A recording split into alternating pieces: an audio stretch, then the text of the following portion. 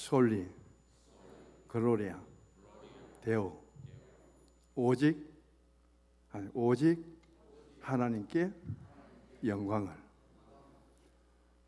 자기가 남긴 모든 곡들 중에서 이 곡을 통해서 오직 하나님께 영광을, 솔리 글로리아 데오라는 서명을 탁 붙여갖고 누구도 저 곡을 대신할 수 없도록 만들어버렸습니다. 그러면서 자신에게 주어진 모든 신앙과 삶 속에서 나는 하나의 음악을 작곡하지만은 그 음악은 내가 하나님께 은혜를 받은 표식이고, 나는 이 곡을 통해서 하나님께 영광을 돌릴 수 있는 음악이 되기를 원하고, 내가 먼저 하나님 주신 은혜를 받아서 오직 하나님 영광을 위해서 나는 살아가노라, 이 정을 남겼기 때문에 모든 작곡가들은 바울을 바라보면서 참 자신에게 주어진 하나의 은사죠. 그 음악을 통해서도 천곡이 넘는 것을 작곡하면서도 자신의 재능과 은사로 한 것이 아니라 하나님의 은혜로 이 곡을 통해서 하나님께 영광을 하는 그런 멘트를 남기고 자기 서명을 통해서 얼마나 그 모습을 하나님이 기쁘게 받으셨을까, 그런 생각을 가져봅니다. 종교개혁자 마틴 루터는 이렇게 말합니다. 우리 여자분들은 좀 이해가 덜 되겠죠. 우리 마음의 다스림은 어떻게 해야 되느냐 하면은 남자들이 날마다 거울을 보고 면도를 하듯이 그렇게 정리해야 된다. 저는 제일 면도를 오래 안 해본 적이 5일간인데 개대에서 수술을 받고 5일 만에 저희 얼굴을 보니까 참 몰골이 추하더라고요. 면도하고 안 하고에 달라서 그렇게 또 달라지더라고요. 그래서 5일 만에 면도를 하고 나니까 얼마나 깨끗한지. 5일 동안 머리 한 감은 적도 없었고 5일 동안 면도 안 해본 적도 없었는데, 그때 우리가 지금도 마찬가지야. 잘못 움직이면은, 저는 자동 면도기도 있는데 그거는 잘 안 깎이더라고요. 좋은 옷 입고 다 해왔는데, 그런데 제일 중요하고 좋은 것은 칼 면도기가 제일 좋아요. 피부가 좀 상하죠. 그리고 어떻게 조금만 더 옆으로 그냥 꺼버리면 막 상처가 나요. 비어요. 근데 아주 신중하게 조심하고 그렇게 면도를 하듯이 자기 마음의 컨트롤을 그렇게 해야 된다. 그런데 한 번 면도를 하면 며칠 갑니까? 저는 매일 하거든요. 면도를 하고 나면은 잘 깎인 것 같은데도 하루가 지나면 또 나는 거예요. 어제 면도했죠. 오늘 또 해야 되고, 내일이면 또 면도해야 되고. 우리 마음의 상태를 매일 면도하듯이 점검합니까? 아주 세밀하게 점검합니까? 면도를 하면요, 이렇게 몇 번 문질러 보잖아요. 덜 깎인 데가 있는가 싶어서. 그럼 또 다시 한 번에 깎여요. 사람에게 난 이 수염도 저도 희한한 게, 밑에서 위에서 밑으로 해도 안 되고 좌에서 우로 해도 안 되고, 그렇죠? 그 밑에서 위로 해도 안 되고, 그런데 꼭 몇 개는 또 좌에서 우측으로 밀어야 깎여요. 그 좁은 면적에 난 털인데도 무슨 깎이는 길이 있더라고요. 우리 마음이 갈래갈래 찢어지고 마음이 그렇게 겉들어질 때에 내가 면도하는 마음으로 칼을 들고 거울을 보면서 세밀하게 그렇게 정리를 하듯이 자기 마음을 정리해야 된다. 그렇게 정리된 마음에 하나님이 함께 하시고, 그게 바로 정결한 마음이다. 그것을 강조하고 있습니다. 그래서 말하기를 마음을 한번 새롭게 했다고 해서 지난 것은, 이전 것은 지나가고 새로운 마음이 되고 새로운 것이 되었다, 아니라는 거예요. 하루도 못 가서 그렇게 깨끗하던 턱에 수염이 나듯이 깨끗한 마음이 또다시 오염되고 무엇인가 쌓이게 된다. 그게 마음인데, 무엇보다도 마음을 다스리는 것이 중요하다고 했는데, 오늘 시편 108편 1절 읽어봅니다. 하나님이여 내 마음을 정하여 사오니 내가 노래하며 나의 마음을 다하여 찬양하리로다. 마음을 정했다. 시편 108편은 다윗이 지은 시가 아닙니다. 다윗이 지은 시가 아닌데 57편 전반부를 끌어들이고 시편 60편 후편을 끌어 들어갔고 그것을 합성시켜 놓은 시가 시편 108편이에요. 그것을 다윗이 자기 신앙의 고백으로 담고 있죠. 중요한 것은 시편 57편도 60편도 다 비탄의 시예요.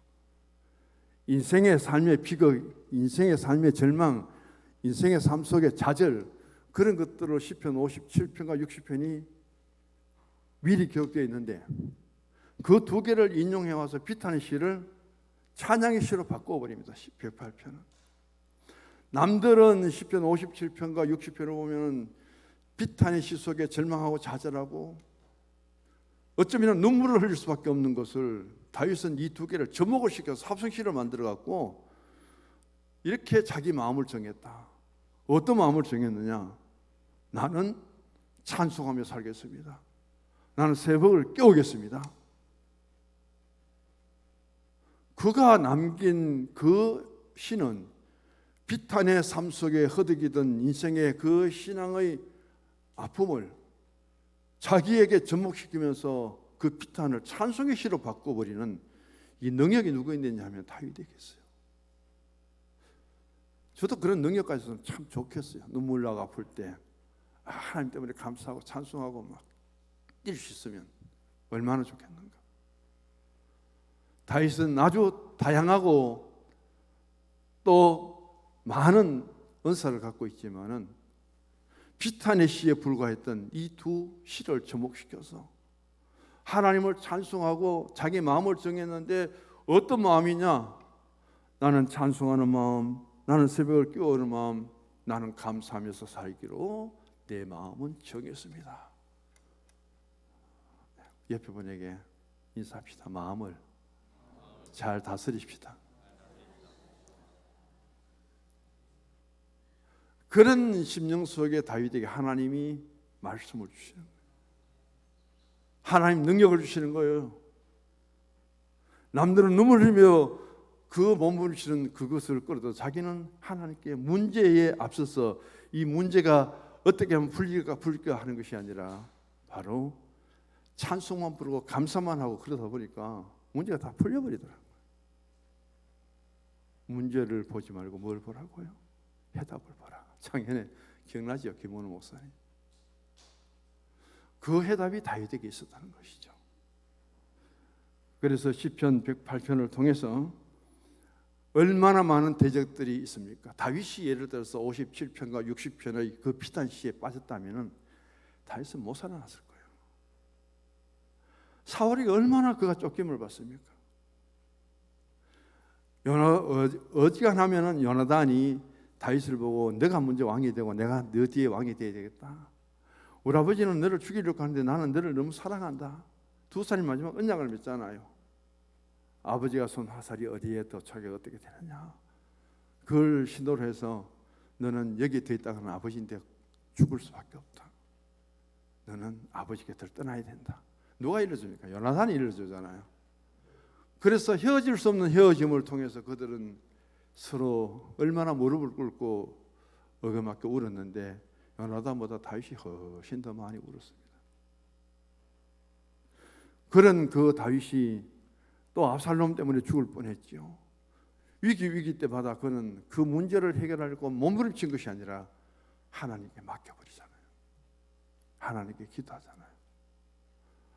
아둘람 굴 속에 숨어 있을 때는 소리 내어서 찬송도 못해요. 하나님 나를 도와달라고 기도도 큰 소리를 못 냅니다.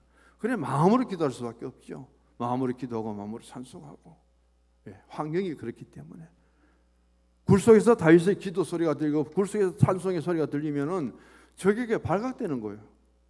안 그래도 굴 입구까지 와서 있는데 최고의 정예부대 3,000명이 기다리는데 들어가면 잡히는데 그때는 마음을 다해서 찬송하고 기도했던 다윗을 우리가 생각하게 됩니다. 오늘 1절의 말씀 속에 가장 중요한 것은 마음의 문제죠. 마음을 정하니까 대단한 거예요. 그래서 말합니다. 다윗은 시편 57편에 이미 정해져 있었고 기록되어 있었고 60편에 이미 기록되어 있는데 거기에 보니까 이 시인은 비탄에 빠져갖고 이제는 그 자신의 황해에서 벗어나지는 못합니다. 황해의 지배를 극복해야 되는데 지배 속에 빠져갖고는 이제 더 일으킬 수 있는 용기도 힘도 없어요. 그 두 편을 끌어모아갖고 합성시켜갖고는 완전히 승리의 계가를 불러버려요. 마음을 정하는 데는 마음이 세 가지뿐이에요. 나는 하나님께 찬양하다. 내가 기도를 드리지만 언제부터 기도하겠다고? 새벽부터 나는 기도하겠습니다. 기도의 시간은 훨씬 많이 늘어버립니다. 그리고 하나님께 감사하겠습니다. 이 세 가지가 요소예요. 다윗이 되게 되는 것, 다윗이 승리에 그리고 찬송의 기쁨을 가지고 하나님께 마음을 정한 것은 많은 도구가 아니더라는 거예요. 오늘 우리 마음을 한번 정해보시기 바랍니다. 나는 숨질 때까지로 찬송하는, 내 평생에 찬송하는 그런 내가 신앙을 주님께 드리겠습니다. 그 다음 새벽부터 깨서 나는 하나님께 기도하는 신앙으로 살겠습니다. 피곤하고 힘듭니다. 일하시느라고. 그걸 정합니다. 감사의 신앙을 회복합니다. 이 시가 다윗의 정한 마음을 통해서 57편을 이겨버립니다. 60편을 이겨버려요. 남들은 비탄 속에 빠지는데 자기는 하나님께 찬송하며 감사하며 기쁨을 나갑니다. 이게 오늘 시편 108편이 우리에게 주는 깊은 교훈임을 생각하면서 첫 번째, 찬양하며 살기로 마음을 정했습니다. 말린 캐로더스라는 목사가 있습니다. 찬송 생활의 권능이라는 책을 썼어요. 찬송 생활의 권능은 이분은 자신의 체험을 그대로 담고 있거든요. 이렇게 말합니다. 자신이 치과에 가서 치료를 받는데 잇몸이 다 내려앉아갖고 잇몸을 전부 수술해가지고 이에 틀을 만들어야 된다. 그런 진단을 받았습니다. 큰일 났죠. 언제 치료가 다 되겠습니까? 그런데 이 목사님은 진단을 받고 돌아와서 문제를 앞에 두고 고민하는 것이 아니라 내 잇몸을 다 지금 이빨을 빼내고 잇몸부터 다시 수술해갖고 그 다음 틀니를 하든지 뭘 해야 되는데 그 문제 진단받고 왔습니다. 그것을 하나님께 내놓습니다. 히스기야가 아수르 그 왕이 보낸 서신 앞에 하나님 성전에 들어가 펴놓고 하나님 이런 서신이 왔습니다. 읽어보십시오. 그러면서 하나님께 기도했듯이 그 문제를 내놓고 이렇게 말합니다. 나는 문제를 하나님께 맡깁니다. 찬송합니다. 기도합니다. 이 몸이 다 내려앉는 그 아픔 속에서도 찬송을 계속 불렀대요. 기도했대요. 며칠 갔느냐면 3일 동안 그러고 나니까 입이 먹먹한데 편안해지더래요. 3일이 지나고 병원에 또 가보니까 의사가 말하기를 당신 어디서 치료받았느냐고, 누구에게 치료받았냐고, 어느 치과에 갔더냐고. 난 안 갔는데요. 난 찬송 부르고 기도만 했는데요. 가보니까 완벽하게 잇몸이 치료돼가지고 잇몸 수술 안 해도 되도록 돼 있더래요. 그걸 자신이 경험하고 나서 3일 만에 그런 일 좀 의심이 가지고, 저도 보면서 의심이 가는데 3일 만에 그런 치료를 받고 그가 쓴 책이 바로 찬송 생활의 권능이다. 나는 입으로 찬송밖에 안 불렀는데 내 입에 치아가 다 흔들리고 이 몸이 내려앉는 그런 상태에서 찬송 3일 보니까 찬송의 권능이 얼마나 위대한지 내 일을 다 치료해 주더라. 이 몸을 완벽하게 치료해 주더라. 그걸 자신의 경험을 담고 쓴 책입니다. 찬송 믿고 한번 불러보십시오. 하나님 앞에 우리에게는 어떤 기적이 나타나는지 아주 단순하면서도 그 책 소개합니다. 찬송 생활의 권능. 우리가 보면 비현실적이에요. 저도 생각해보면 비현실적이에요. 저도 임플란트를 2개 했는데 병원에 가니까 자꾸 음식 좀 끼워서 가니까요.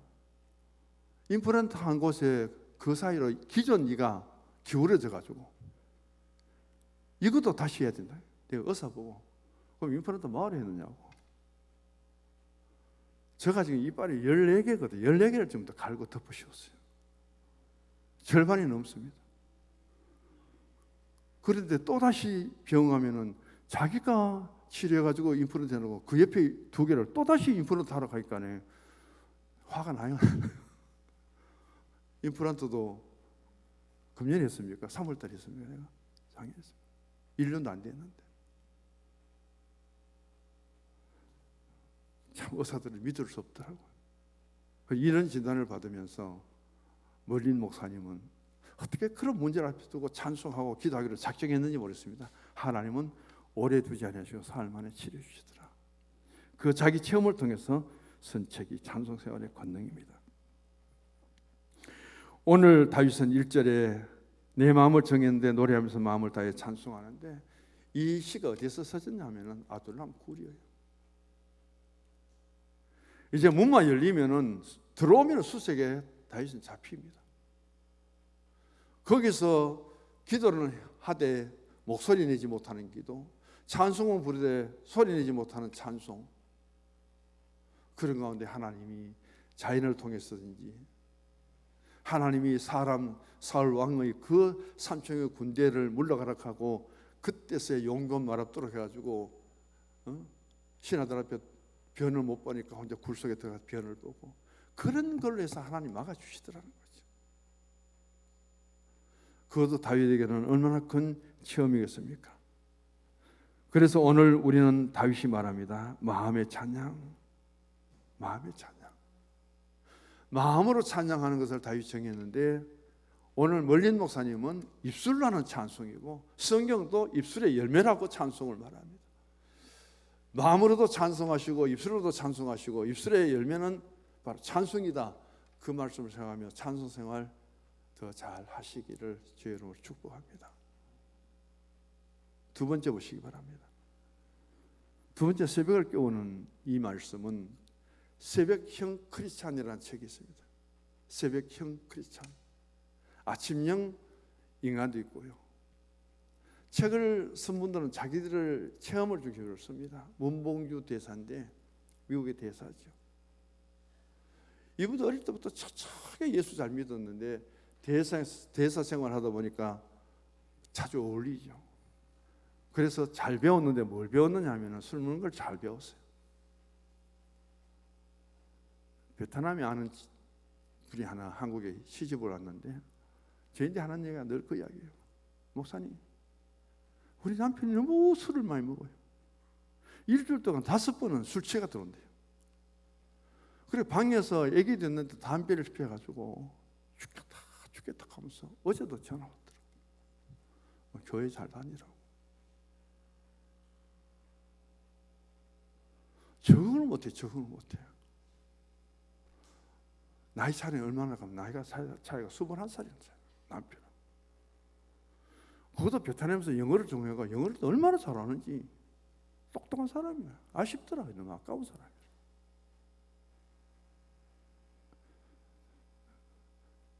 왜 그 사람 만났냐 합니까? 영어 공부하러 들어갔다가 만나죠. 근데 한국에 시집 온 사람이더라고요. 그래가 예수 믿으라니까 시집에서도 교회 못 나가더란대요. 문본주 대사님은 참 새벽형 크리스찬이라는 것은 뭐냐면은 대세생활하고 사람들 만나다가 신앙생활 제대로 못했습니다. 어느 날 교회 가서 앉아 있는데 자기 부인이 막 꼬집더래요. 계속 이래. 찬송으로 기도하는데 뭔가 무슨 뜻인가 잘 몰랐는데 입 여면은 술 냄새가 들어치니까 입 다물고 가만히 예배만 드리라가. 집에 가서 술 먹으려 교회에 말았거든. 그리고 술 먹으려 교회 가서 찬송 부르지 말라고. 입 딱 다물으라고. 당신들 입만 열면은 술 냄새가 나가지고 야단이라고. 그 얼마나 충격을 받았는지. 내가 평생에 교회 다니며 신앙생활 했는데 내가 이게 이만큼 지위가 높아지고 대사까지 잘 있으면서 이 술 먹고 하나님 앞에 나가서야 되겠느냐. 기도하는 중에 하나님이 새벽부터 새벽기도 오너라. 그런 감동을 주더래요. 그래서 새벽기도에 출발합니다. 시작합니다. 한만 번보다 새벽기도 빠진 적이 없대요. 그렇게 되니까 자기가 얼마나 변해버리는지 그걸 자기 신앙의 체험으로 담고 새벽형 크리스찬이다. 나는 밤이 맞도록 술 마시고 집에 들어가가지고 토요일날 술 마시고 집에 들어가 술도 덜 깬 데서 주일날 예배 드리면서 술 내자 풍풍 풍기던 내가 새벽부터 하나님께 기도하고 나와서 내 신앙의 삶을 완전히 바꿔버렸다. 그걸 예로 들면서 또 지나갑니다. 새벽을 깨운다는 이 말의 뜻은 하나님과 교제하는 시간을 많이 가진다는 것이고, 비파와 수금으로 새벽을 깨운다는 말씀은 하나님께 기도하고 하루 일과를 시작한다는 그런 해석입니다. 그다음 다윗은 감사하며 살기로 마음을 정했는데 에디슨 얘기가 나오죠. 1300 이상의 발명 특허를 받았고, 지금 우리가 쓰고 있는 가전제품 에디슨이 아니었다면 아예 언제 그것이 만들어졌을지, 사용의 가치가 되었을지. 그런 에디슨은 어렸을 때 전응아 취급을 받았고, 초등학교 다닐 때는 학생들 수준에 따라가지 못해서 학교에서 퇴학당했죠. 쫓겨나 버립니다.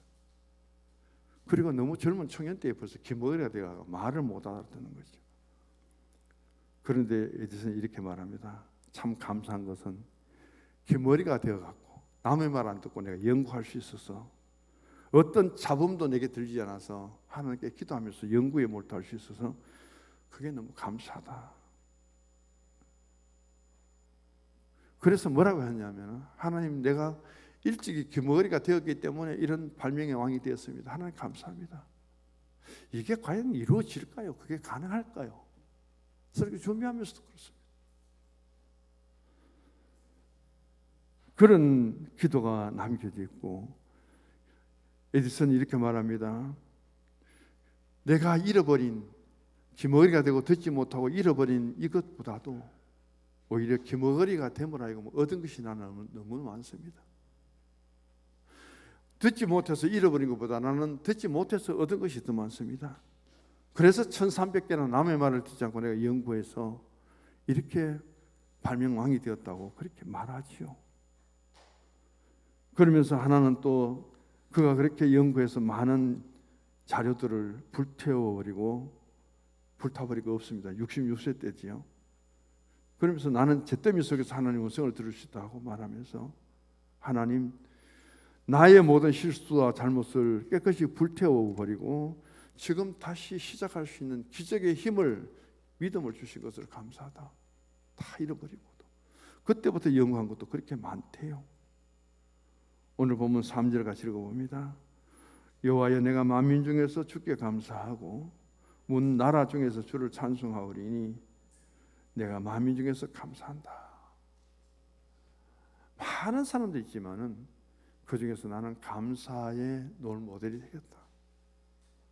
누가 그랬습니까? 전응아 취급받고 초등학교도 못 나오고 청년 때 기머리가 되어버리고, 그런 에디슨이 이런 신앙 고백을 하고 그의 믿음의 삶을 우리에게 보여주고 있습니다. 우리는 만민 앞에 다 감사하기 어렵고요, 만민 앞에서 찬송하기 어렵고요. 그럼에도 불구하고 이 고백을 하고 있습니다. 우리의 마음을 정하시고 다시금 우리 신앙을 점검해 보시기를 원합니다. 이제 또 연말이 다가오면서 아쉬운 것은 구역과 또 기간입니다.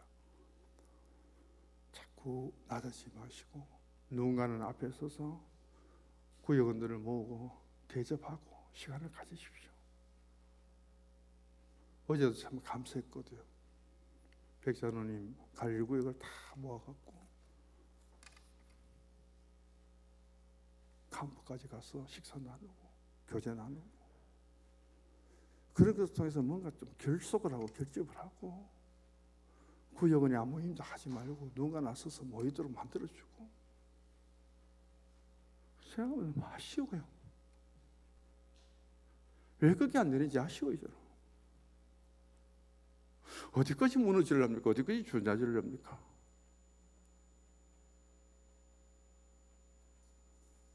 하나님 아버지,